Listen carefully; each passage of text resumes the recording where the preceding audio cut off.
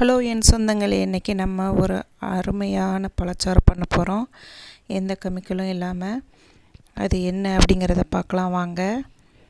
மாம்பழம், பப்பாளி, அன்னாசி பழம், நுங்கு, தர்பூசணி இதை வச்சு நம்ம ஒரு அருமையான ஒரு பழச்சாறு பண்ணலாம்.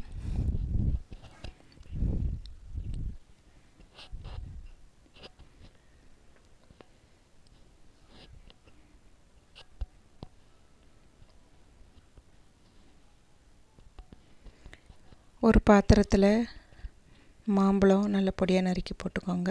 அப்புறம் பப்பாளி, நுங்கு, பைனாப்பிள்,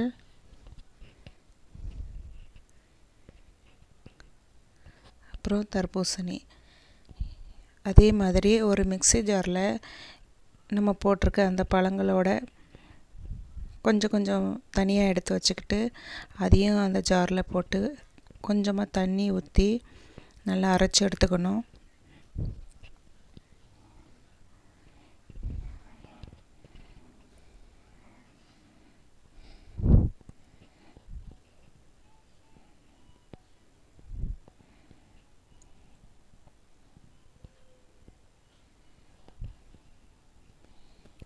இப்போ ஏற்கனவே நம்ம கட் பண்ணி வச்சுருக்கிற அந்த பழங்கள் கூட இந்த ஜூஸை ஊற்றணும்.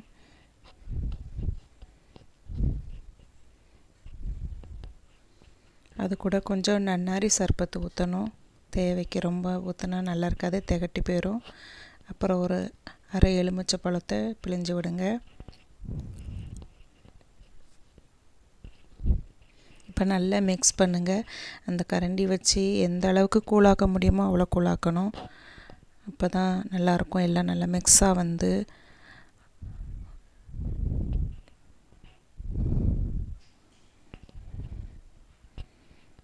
பாருங்கள், இந்த அளவுக்கு இருந்தாலே போதும். அருமையாக வந்திருக்கு. இனி இதை நம்ம அப்படியே குடிக்கலாம். இதில் எந்த ஐஸ் க்யூப் எதுவுமே சேர்க்கலை, வேறு எதுவுமே வேணாம். அந்த டேஸ்ட்டு மாறி போயிடும். இதுதான் ஒரிஜினலாட்டு உள்ள டேஸ்ட்டாக இருக்கும். ரொம்ப ஹெல்த்து கூட. உங்கள்கிட்ட இருக்கிற ஃப்ரூட்ஸை வச்சு பண்ணாலே போதும். ரொம்ப அருமையான ஒரு ரெசிபி. நீங்கள் பண்ணி பாருங்கள். இந்த வீடியோ பிடிச்சிருந்தா சப்ஸ்கிரைப் பண்ணுங்கள், லைக் பண்ணுங்கள்.